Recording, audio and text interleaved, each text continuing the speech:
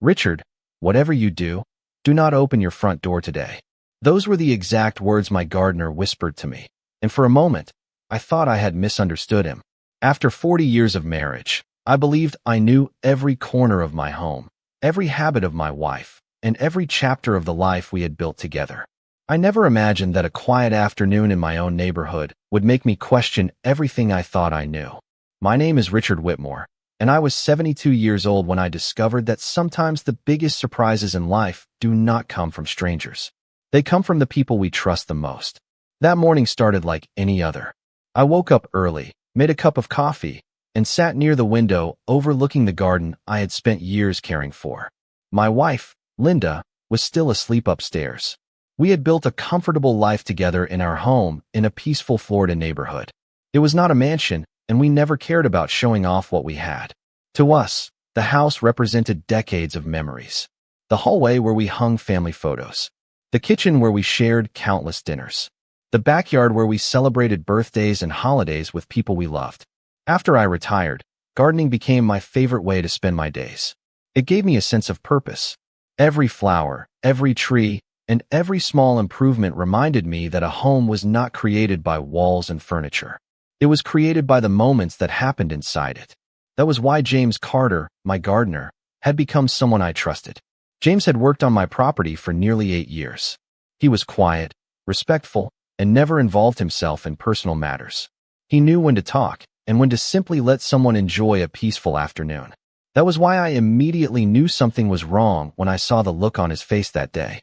I was walking toward the driveway after running an errand when James approached me.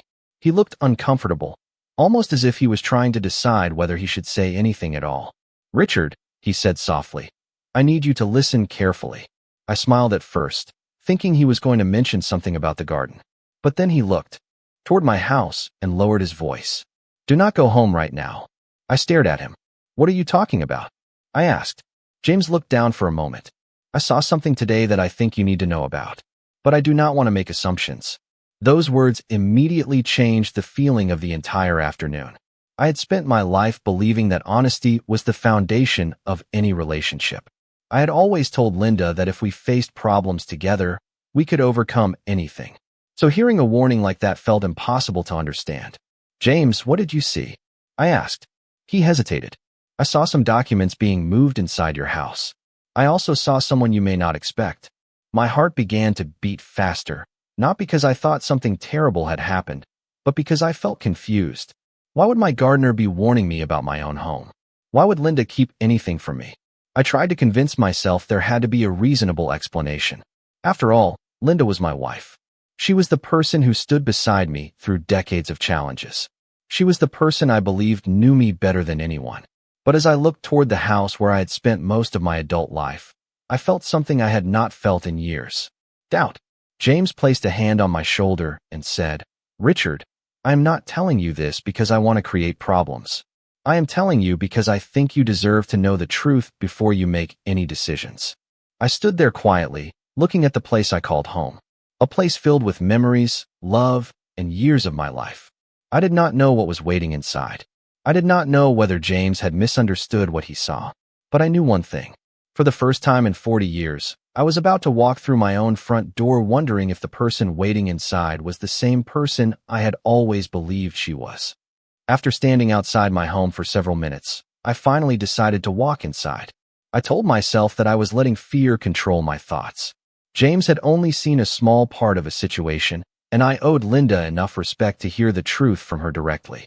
After 40 years together, I did not want to become the kind of person who believed rumors before having a conversation. I unlocked the front door and stepped inside. Everything looked exactly the same. The familiar furniture, the family photographs, the quiet feeling of a home we had built together. For a moment, I felt almost embarrassed for doubting my wife. Maybe James had misunderstood something. Maybe there was a simple explanation. But then I noticed something unusual. On the dining room table was a folder I had never seen before. It was not hidden, but it was placed carefully among other papers, almost as if someone had recently been reviewing its contents. I walked closer but did not open it. Instead, I called out, "Linda?" A few seconds later, my wife came downstairs. She looked surprised to see me home earlier than expected. "Richard, I thought you would be back later, she said. I watched her carefully, not because I wanted to accuse her, but because for the first time in many years, I was paying attention to the small details I had always ignored. I came back early, I replied. Is everything okay? She asked. I looked toward the table. I was wondering about those documents. There was a brief silence. It was only a few seconds, but it felt longer. Linda looked at the folder and then back at me. Those are just some things I have been organizing, she said. Her answer sounded calm, but something about the situation did not feel complete. Organizing what? I asked. She walked toward the table and placed her hand on the folder. Richard, I was going to talk to you about this. That sentence stayed with me, because when someone says they were going to tell you something, it usually means there was a reason they had not already done so. I sat down across from her, and for the first time in our marriage, I felt like we were having a conversation as two people trying to understand each other instead of simply sharing a life we already knew by heart. Linda, you know I trust you, I said. That is why I need to understand what is happening. She looked away for a moment. I did not want to worry you. Those words made me even more curious. Worry me about what? For decades, Linda and I had faced challenges together. We had dealt with difficult decisions, family struggles, and the changes that came with getting older. We had always promised each other that we would never keep important things from one another. Linda, I said quietly, whatever this is, I would rather know the truth than be protected from it. She took a deep breath. I know. But before she could continue, her phone rang. She looked at the screen and her expression changed slightly. I need to take this, she said. She walked into the other room, leaving me alone with questions I never expected to have. I did not open the folder. I did not search through her belongings. That was not who I was. But sitting there, surrounded by 40 years of memories, I realized something difficult. Trust is not only built through the big moments in life. It is built through the small choices people make every day. And suddenly, I was wondering about all the small choices I had never noticed. Later that evening, Linda finally sat down with me again. She told me there were things she had been thinking about for a long time, things she believed were necessary for our future, but she still did not explain everything. She only said, Richard, I need you to understand that I was trying to do what I thought was best. I wanted to believe her. A part of me still did, but another part of me remembered James standing in my driveway, warning me that I needed to know the truth before making any decisions. That night, I went to bed with more questions than answers. For the first time in 40 years, I wondered if my perfect understanding of my marriage had only been a story I told myself. And somewhere deep inside, I knew I needed to find out what Linda had been planning before it changed everything. The next morning, I woke up earlier than usual. I had spent most of the night thinking about the conversation with Linda and the strange feeling that something important was being kept from me. It was not anger that kept me awake. It was uncertainty.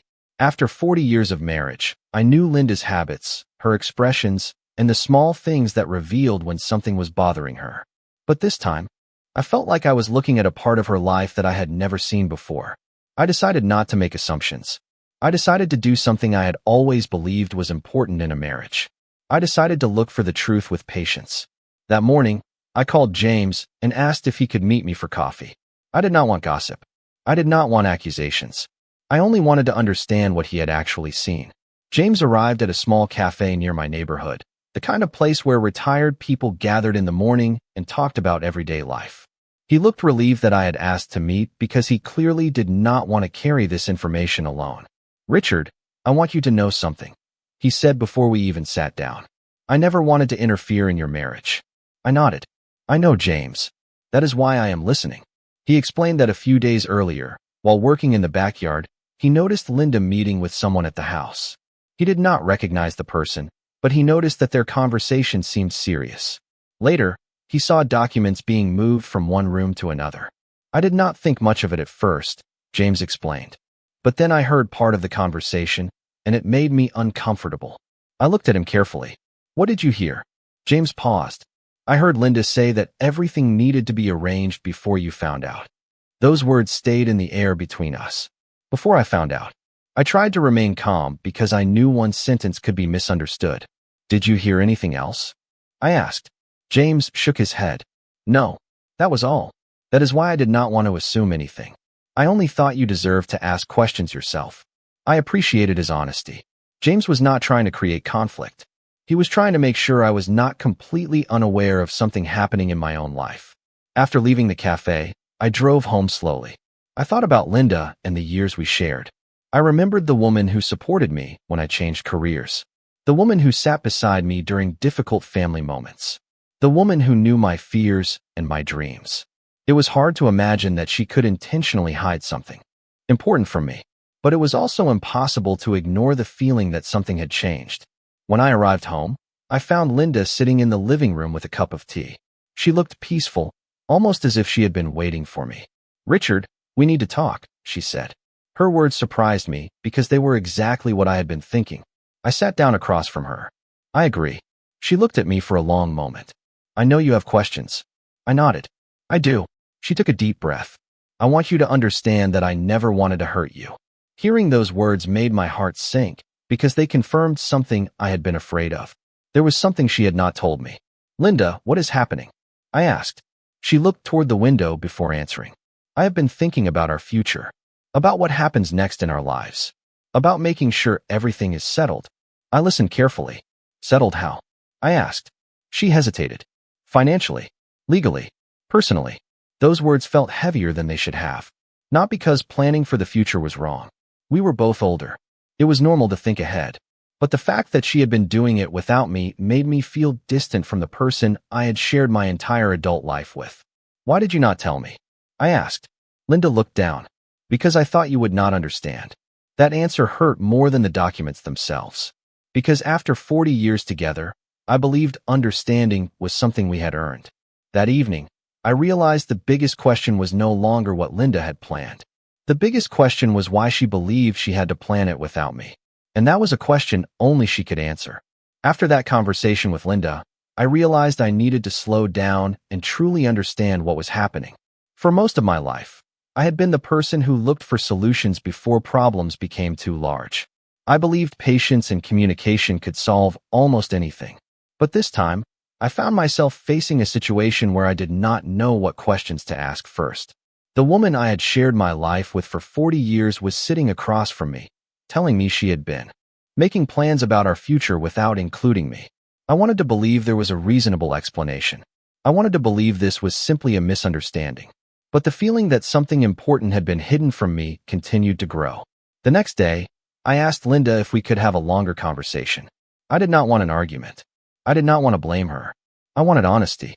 We sat together at the kitchen table, the same table where we had planned vacations, discussed family decisions, and celebrated countless ordinary moments. I looked at that table and thought about how many conversations we had shared there. "Linda," I said, "I need you to help me understand why you felt you had to do this alone." She stayed quiet for a moment before answering. "Richard, I was afraid." Her answer surprised me. I expected explanations about documents, finances, or practical matters. I did not expect fear. "Afraid of what?" I asked. She looked down at her hands. "Afraid of what would happen if something changed. Afraid that we were getting older and that we needed to be prepared." I understood that part. At our age, planning for the future was responsible. But there was still something missing. "Linda, preparing for the future is something we should do together." She nodded slowly.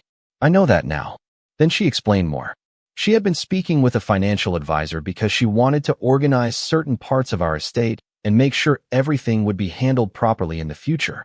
She said she was trying to protect what we had built together. At first, I felt a sense of relief. Maybe this was not the betrayal I feared. Maybe there was more to the story. But then she mentioned something that made me pause. "I was also thinking about making some changes," she said. "Changes involving what?" I asked. Linda took a deep breath. "The house. The accounts. The way everything would be divided someday." I listened carefully. Those were important decisions, and they were decisions that affected both of us. The problem was not that she was thinking about them. The problem was that she had started making choices without me. "Linda, do you understand why this hurt?" "Me?" I asked. She nodded. "Because it made you feel like I did not trust you." That was exactly how I felt. But I also wanted to understand her side. After 40 years together, I knew Linda was not someone who acted without a reason. There had to be something deeper behind her choices. "Why did you really think I would not understand?" I asked. She looked away for a moment. "Because I have been thinking about what happens if you are not here someday." Her voice became softer. I know that is difficult to hear, but we are both at an age where we have to think about these things. I understood the reality of aging. I understood that time was precious. But I also realized that maybe Linda had been carrying these thoughts alone for longer than I knew. She was not only planning documents. She was dealing with fears about the future. For the first time since this began, I saw that this situation was not simply about secrecy. It was about two people who had spent so many years protecting each other that they forgot how important it was to share their fears. That evening, I walked through our home and looked at all the memories we created together. Every room had a story. Every photograph represented a moment we shared. I realized that one hidden plan did not erase 40 years of love. But it did remind me that even the strongest relationships require honesty. The next morning, I decided I needed to learn more about what Linda had been planning. Not because I wanted to control her choices, but because I wanted to understand the truth. I knew there was still something she had not told me. And this time, I was ready to listen carefully. After my conversation with Linda, I spent several days thinking about everything she had said. For the first time in many years, I realized that there were parts of my wife's thoughts and fears that I had never truly seen. I had always believed that because we shared a home, a history, and 4 decades of memories, I understood everything about her. But maybe I had been looking at our marriage from only one perspective. I knew my own sacrifices. I knew the challenges I had faced. I knew the moments when I supported Linda and the moments when she supported me. But I had never stopped to ask what worries she carried silently. That realization changed the way I approached the situation. Instead of searching for someone to blame, I wanted to understand what had happened between us. A few days later, Linda and I met with the financial advisor she had been speaking with. I expected the meeting to feel uncomfortable, but something unexpected happened. For the first time since this began, I felt like I was part of the conversation instead of someone discovering information afterward. The advisor explained that Linda had been reviewing our plans because she wanted to make sure everything was organized properly for the future. There was nothing unusual about preparing documents or discussing long-term decisions. The problem was that Linda had been carrying the responsibility alone. After the meeting, we sat in the car outside the office. Neither of us spoke for a few moments. Finally, Linda looked at me and said, "I owe you an apology." I turned toward her. "For what?" She took a deep breath. "For making decisions without including you." I thought I was protecting our future, but I realized now that I was creating distance between us. Those words meant more to me than she probably understood. Because the hardest part was never the paperwork. It was feeling like my place in our partnership had changed without my knowledge. "Linda," I said, "I do not need you to handle everything perfectly. I just need to know that we are still facing life together." She reached for my hand. "We are." For the first time in weeks, I believed she meant it. But there was still one thing I needed to understand. I wanted to know why she had been so afraid to talk to me. That evening, we sat in our living room and talked about the years behind us. Linda admitted that after we retired, she started thinking differently about aging. She saw friends dealing with unexpected challenges, and it made her realize how quickly life could change. "I started feeling like I needed to prepare for every possibility," she said. "And somewhere along the way, I forgot that preparing for the future does not mean facing it alone." I listened quietly, because I recognized something in her words. I had done the same thing in different ways. I had always tried to be strong for everyone around me. I had believed that carrying problems alone was a way of protecting the people I loved. Maybe Linda and I were more alike than I realized. We both cared deeply. We both wanted security. But we had both made the same mistake. We tried to protect each other by keeping our worries hidden. The next morning, I called James to thank him. I told him that his warning had forced me to ask questions I might have avoided. He sounded relieved. "Richard, I never wanted to create problems between you and Linda," he said. "I just thought you deserved to know what was happening in your own home." I appreciated that. James had not destroyed my trust. In an unexpected way, he had reminded me how important communication was. Over the following weeks, Linda and I began rebuilding something that had been damaged. Not because we forgot what happened, but because we chose to learn from it. We started talking more openly about our plans, our concerns, and even the things that frightened us. Our marriage was not perfect before, and it was not perfect after, but it became more honest. Still, there was one thing I could not ignore. The folder I had seen on the table contained more than just financial documents. Linda had mentioned changes she wanted to make, but I still did not know the full reason behind them. And deep down, I felt there was another part of the story waiting to be revealed. After everything that happened, I thought Linda and I had finally reached a place where we could move forward. We had talked honestly about our fears, our mistakes, and the things we had kept inside for too long. I believed that the hardest part was behind us. But I soon learned that rebuilding trust is not only about understanding what happened. It is also about discovering the reasons behind the choices people make. A few days later, I noticed Linda looking through the same folder I had seen on the dining room table. This time, she was not trying to hide it. She was sitting in the living room with several documents spread out in front of her. When she saw me, she did not close the folder or move it away. That small action told me something had changed. "Richard," she said, "I think it is time I show you everything." I sat beside her, and for the first time, I felt that we were looking at the situation together. She opened the folder and began explaining the documents one by one. Some were related to our home. Some were related to our retirement plans. Others were notes she had written for herself about decisions she thought we needed to make someday. But then she showed me something I did not expect. There was a letter inside the folder. It was written by Linda several months earlier, but it was never given to me. "Why did you write this?" I asked. Linda looked emotional but calm. "Because I was afraid I would not know how to say these things out loud." I opened the letter and began reading. It was not a letter about leaving me. It was not a letter about taking something away from me. It was a letter about her fears. Linda wrote about how difficult it had been to watch friends around us experience changes as they got older. She wrote about feeling uncertain about the future. She wrote about wanting to make sure we were both protected, even if something unexpected happened. As I read her words, I felt something change inside me. For weeks, I had focused on the fact that Linda kept things from me, but I had not considered that she might have been struggling with fears she did not know how to express. "I should have told you," she said quietly.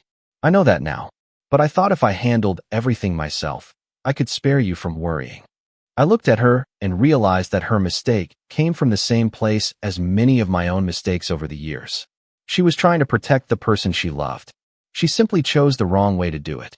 "Linda," I said, "we promised each other a long time ago that we would face life together. That means the difficult parts too." She nodded. "I know." That conversation became one of the most important conversations we had ever shared. Not because it solved every problem immediately, but because we finally stopped pretending that love meant never causing concern. Real love meant being honest, even when honesty was uncomfortable. Later that week, I invited James over for coffee. I wanted to thank him personally. When he arrived, I told him what I had learned. "I owe you an apology," I said. "For a while, I thought your warning meant something terrible was happening, but you were only trying to make sure I was aware." James smiled. "Richard, I did not know the whole story. I only knew that you deserved the chance to ask questions." That reminded me of something important. Sometimes, people who care about us do not have all the answers. Sometimes, they simply give us the opportunity to look closer. Over the next few months, Linda and I continued rebuilding our relationship. We made decisions together. We discussed our future openly. We stopped assuming the other person understood everything without being told. I realized that after 40 years of marriage, there were still things we had to learn about each other. A long marriage does not mean two people stop growing. It means they continue choosing each other through every new chapter. Looking back, I thought about the moment James warned me not to go home. At the time, I believed I was about to discover a painful truth about my wife. But the truth was more complicated. I discovered that even people who love us can make mistakes. I discovered that silence can create distance, even between two people who have shared a lifetime together. And most importantly, I discovered that trust is not something we build once and keep forever. It is something we choose to rebuild every day. But just when I thought I finally understood the entire story, I found one more document inside that folder. A document Linda had never mentioned. And the words written there would make me question whether there was still another secret waiting to be revealed. When I saw the final document inside the folder, I expected to find another detail about our finances or our future plans. After everything Linda had explained, I believed I was prepared for anything. I thought I had already discovered the hardest parts of the truth. But as I unfolded the paper and began reading, I realized this document was not about money. It was about something much more personal. The letter was addressed to me, not from Linda, but from someone I never expected to hear from again. I immediately recognized the handwriting. It It was from my older brother, Michael, who had passed away several years earlier. I sat quietly, holding the letter in my hands, trying to understand why Linda had it and why she had never mentioned it.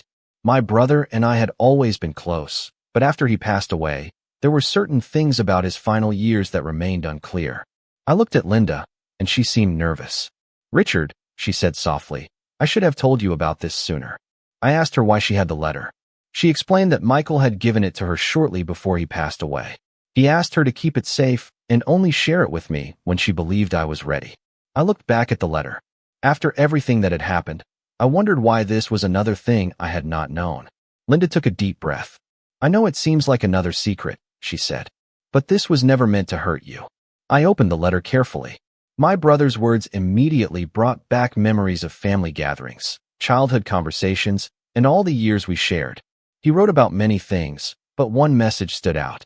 He wrote that he hoped I would never spend my entire life worrying about protecting everything I had built while forgetting to enjoy the life I had created. Those words felt familiar because they connected with everything I had experienced recently. For years, I believed my responsibility was to hold everything together. I believed being a good husband meant always being strong. I believed being a good family member meant putting everyone else's needs before my own. But my brother saw something I had not seen. He understood that a person could spend so much time protecting others that they forgot to allow themselves to be cared for too. I looked at Linda and asked, "Why did you keep this from me?" She answered honestly, "Because after your brother passed away, I watched how much it affected you. I knew those words would make you think about things you were not ready to face." I understood her reasoning, but I also understood something else. Even when people hide things because they believe they are helping, the person being protected still deserves the truth. That was the lesson I had been learning through this entire experience. The problem was never only the secret itself. The problem was that secrets create distance. After reading the letter, Linda and I talked for hours. We talked about my brother, our marriage, our fears, and the years ahead. I told her that I appreciated her wanting to protect me, but I needed her to trust me enough to face difficult moments with her. She apologized again, and this time I believed she truly understood. Over the next few weeks, I started seeing our situation differently. The warning from James, the documents, the conversations with Linda, and even my brother's letter were all connected by the same message. Life changes, people change, and love requires us to keep choosing honesty, even when honesty feels uncomfortable. One afternoon, I invited James over to my garden. As we walked among the flowers and trees he had helped me maintain for years, I told him how everything had turned out. He smiled and said, "Sometimes people just need a reason to have the conversation they have been avoiding." He was right. The moment I thought would reveal my wife's betrayal had actually revealed something deeper. It showed me that even a 40-year marriage could have unspoken fears. It showed me that trust is not about never having problems. It is about having the courage to face them together. As I watched the sunset over my backyard, I felt grateful. Not because everything had been easy, but because we had found our way back to each other. Still, one question remained in my mind.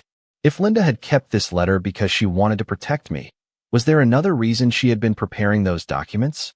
I had learned not to jump to conclusions, but I also knew there were still pieces of the story I had not completely understood. After everything I discovered, I thought I finally understood the full story. I believed the documents, the letter from my brother, and the conversations with Linda had answered all the questions that had been troubling me. But life has a way of showing us that some answers lead to even deeper understanding. The truth was not always a single moment of discovery. Sometimes it was a collection of small realizations that changed the way we saw ourselves and the people around us. A few days after finding my brother's letter, Linda and I sat together in the garden. It was the same place where James had spent years caring for the flowers and trees, the same place where I had spent countless quiet afternoons thinking about life. "Richard," Linda said, "there is something else I need to tell you." I looked at her and smiled slightly. Months earlier, those words would have made me immediately worried. But this time, I listened differently. I had learned that not every hidden detail was a betrayal. Sometimes people carried things because they were afraid, not because they wanted to hurt someone. "I am listening," I told her. Linda explained that the documents she had been preparing were not about taking control away from me. They were about creating a plan that would make things easier for both of us in the future. She had been worried about what would happen if one of us became unable to handle certain responsibilities. She wanted everything organized so neither of us would have to face difficult decisions during an already emotional time. I should have included you from the beginning, she said. I know that now. I nodded because that was the truth. The mistake was not planning. The mistake was believing she had to carry that responsibility alone. Linda, I said, we have spent 40 years building a life together. We do not have to protect each other by keeping each other outside the conversation. She smiled sadly. I think I forgot that. That sentence stayed with me because I understood it. I had forgotten things too. I had forgotten that asking for help did not make me weak. I had forgotten that being honest about fear was not a burden on the people we loved. For many years, Linda and I had both tried to be strong in our own ways. We thought strength meant handling everything ourselves. But real strength came from trusting someone. Enough to share the difficult parts. Later that week, David visited us. I told him everything that had happened, including the letter from my brother and the conversations Linda and I had shared. He listened quietly. When I finished, he said something unexpected. Dad, I think I understand now. I looked at him. Understand what? He smiled. That people can love each other and still make mistakes. Mom was trying to protect you. You were trying to protect everyone else. Maybe we all spent too much time trying to carry things alone. Hearing that from my son meant more than he knew. David had changed too. He was no longer the person who saw problems as things to control. He had learned that family was not about preventing every difficult moment. It was about standing together when difficult moments arrived. That weekend, the three of us had dinner together. It was simple. There was no special occasion, no celebration, just a family sharing a meal and talking honestly. I looked across the table and thought about how different things felt compared to the day James stopped me outside my home. At that time, I believed I was about to discover that my marriage was falling apart. Instead, I discovered that my marriage needed attention. I discovered that even a relationship built over 40 years still needed communication, patience, and care. I also realized something important about James. The person who warned me about what he saw was not someone trying to create a problem. He was someone who gave me the opportunity to ask the questions I had avoided. Sometimes the truth does not arrive in the way we expect. Sometimes it comes through an unexpected conversation, a difficult moment, or a person who simply encourages us to look closer. As the months passed, Linda and I continued making plans together. We discussed our future openly. We made decisions side by side. We stopped assuming the other person knew what we were thinking. Our home felt different, not because the walls had changed, but because the honesty inside those walls had changed. Looking back, I realized the warning that started everything was not the beginning of the end. It was the beginning of a new understanding.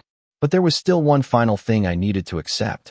I had spent so much time searching for what Linda had hidden that I almost missed the biggest lesson of all. Sometimes the greatest truth we discover is not about someone else. It is about ourselves. When I look back at that afternoon in my driveway, I remember the feeling of uncertainty more than anything else. I remember standing there with James, wondering if the life I had built for 40 years was about to change forever. I thought I was about to discover a painful truth about my wife. I thought I would find out that the person I trusted most had been planning something behind my back. But the truth I discovered was different. It was not a story about losing my marriage. It was a story about finding a deeper understanding of the person I had shared my life with. Over the months that followed, Linda and I continued having conversations we should have had years earlier. We talked about our fears, our hopes, and the things we had quietly carried on our own. I realized that a long marriage does not mean two people automatically know everything about each other. It means two people continue choosing to learn about each other through every stage of life. One evening, Linda and I sat on our porch watching the sunset over our Florida neighborhood. The garden was peaceful, and I could hear the familiar sounds of birds and the gentle movement of the trees James had cared for so many years. Linda looked at me and said, "I still feel sorry that I made you question me." I smiled and held her hand. "I think we both learned something from this." She nodded. "What did you learn?" I thought about that question for a moment. I thought about the folder, the documents, the letter from my brother, and the warning that started everything. I learned that love is not about assuming someone understands everything you need. Love is about having the courage to tell them. Linda smiled because she knew exactly what I meant. We had spent years protecting each other from worries. But sometimes protection without communication can create distance. We had good intentions, but even good intentions need honesty. A few weeks later, I invited James to dinner. I wanted him to know how much I appreciated what he had done. He arrived with the same quiet personality he always had. He never wanted attention. He never wanted credit. He simply wanted to know that things were okay. During dinner, I told him, "You probably do not realize it, but your warning changed my life." James looked surprised. "I only told you what I saw." I nodded. "Exactly. You gave me the chance to have a conversation I might never have had." James smiled and said, "Sometimes people just need someone to remind them to look closer." Those words stayed with me, because that was exactly what happened. I was so focused on finding out whether Linda had done something wrong that I almost missed the bigger lesson. I was learning how to listen again. I was learning how to ask questions instead of making assumptions. I was learning that even after 72 years of life, there were still things about relationships that I had not fully understood. David also became a different person through everything that happened. He started visiting more often. We talked about life, memories, and the future. One day, he told me something that made me smile. "Dad, I think this whole experience changed all of us." I agreed. It had changed us. Not because everything became perfect, but because we became more honest. Our family learned that love is not measured by how few problems we have. It is measured by how we handle those problems together. Years earlier, I believed a strong family was one where everyone stayed happy and avoided difficult conversations. Now I understood that a strong family is one where people can be honest and still choose to stay connected. Linda and I continued enjoying our life together. We traveled when we could. We spent time with family.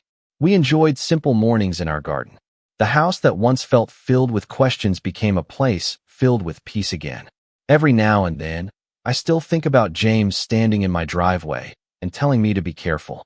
At the time, I thought those words were the beginning of a betrayal. But now I see them differently. They were the beginning of a conversation that saved something far more valuable than a plan or a document. They helped save our understanding of each other. I learned that secrets can create distance, but honesty can rebuild bridges. I learned that people are not always hiding things because they do not care. Sometimes they are simply afraid. And most importantly, I learned that after a lifetime of building a home with someone, the greatest gift you can give each other is the courage to be completely honest.